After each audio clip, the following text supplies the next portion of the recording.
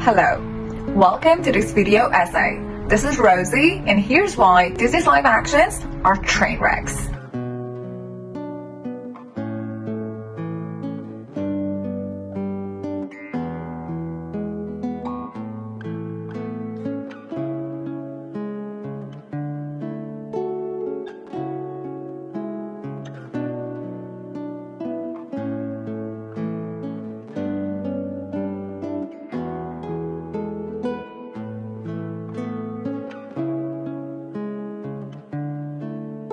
As you all probably know, the entertainment industry is all about doing remakes, because apparently no one has any creative ideas or people don't want to take any creative risks. Because the safe option is to make a prequel or a sequel, or in Disney's case, make the movies shot for shot with the same characters, songs and plots, only with new people, because well, it's Disney.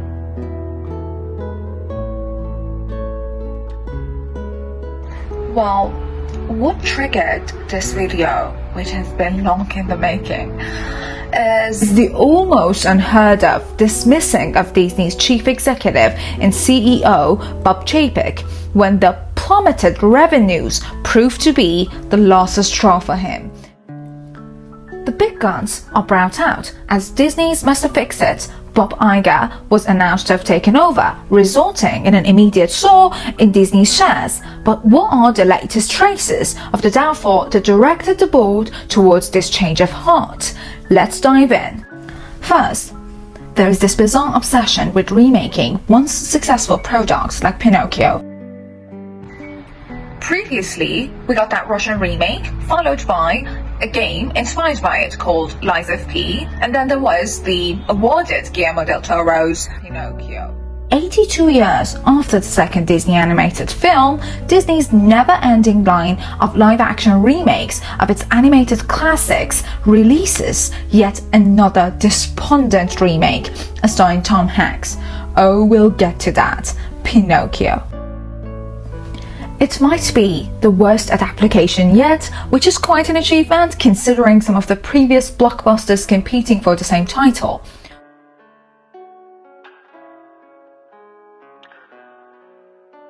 When the trailer for the next upcoming live action, The Little Mermaid, dropped online, it faced way more backlash than anybody had probably expected.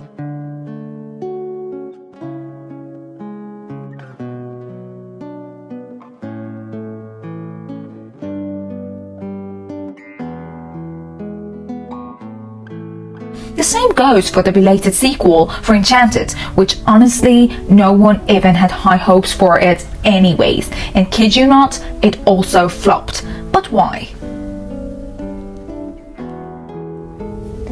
In 2010, Disney released a live-action version of Alice in Wonderland directed by Tim Burton. It being one of Disney's biggest hits, taking in over $1 billion, would become the first of a new trend for the studio.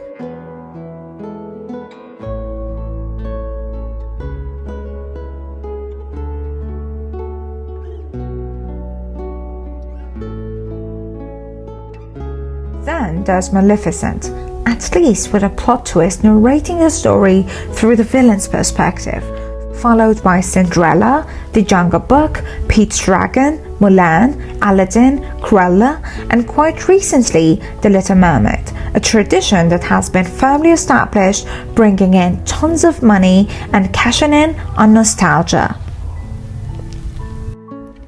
Children are now adults with money, the ideal demographic. In the very beginning, some of the live actions took the creative liberty of exploring new themes and taking the story in rather unconventional directions. However, Disney realized it can make bank by name recognition alone.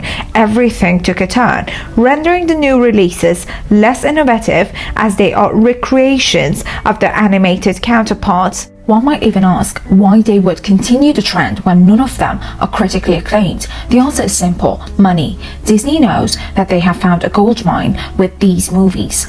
They fall back on existing ideas and nostalgia. It works with Beauty and the Beast and The Jungle Book, and it will, without a doubt, work for any upcoming releases. Hell, even I'm waiting to watch Snow White come alive. Well, we all have a softer spot for our childhood.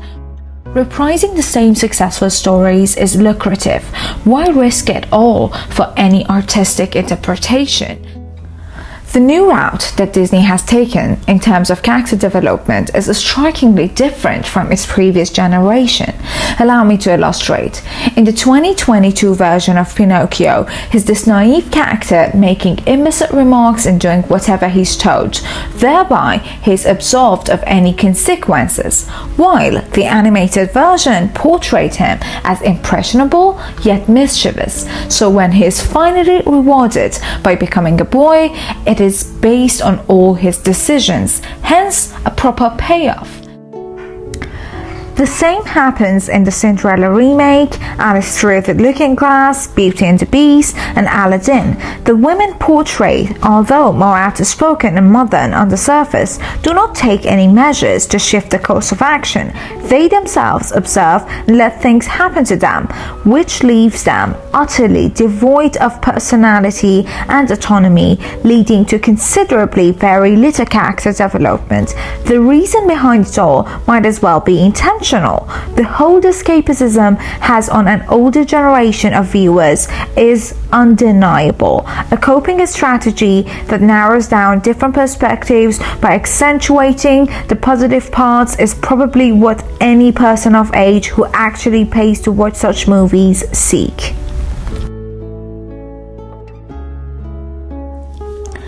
Is it detrimental though? We should not forget that we share all these with susceptible children who want role models.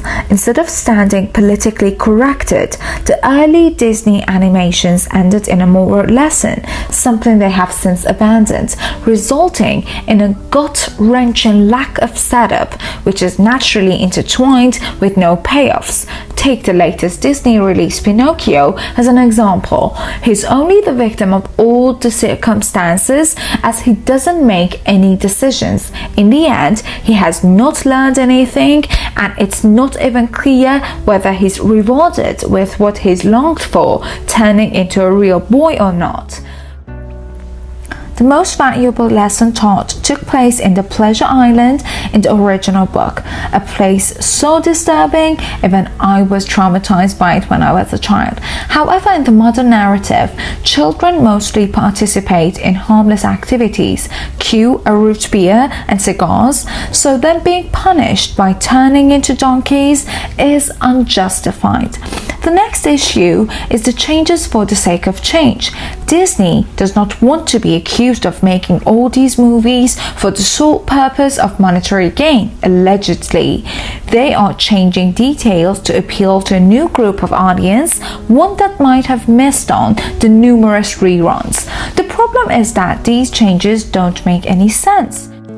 They only take away from the original.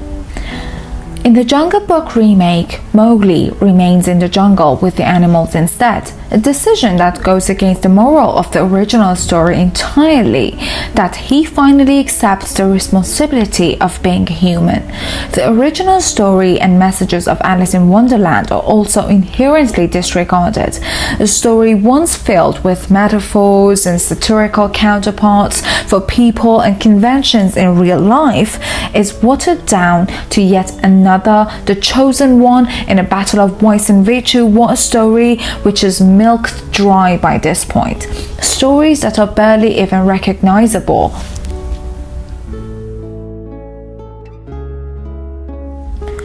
In comparison to Disney, Pixar transports you to new stories and new words, and it doesn't shove the fact that giant enterprise lies behind them all down your throat. This is probably why after all the fuss over the new visuals, customs, and talents in each of these remakes simply fizzle out.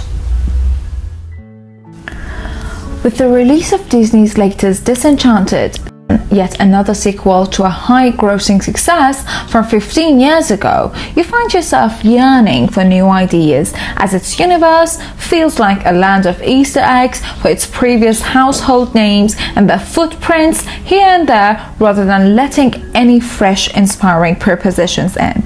So I guess my final rant has to be the girl-bussification of Disney, how female representation was endeavored to be redeemed in both Enchanted and Disenchanted will be featured in my upcoming video. So, have the Disney princesses changed for the better or worse? Leave your take in the comments below and do not miss the next one. This was Rosie, and don't forget to like and subscribe for my next rants about pop culture and basically anything which is out there. Thank you and see you next time.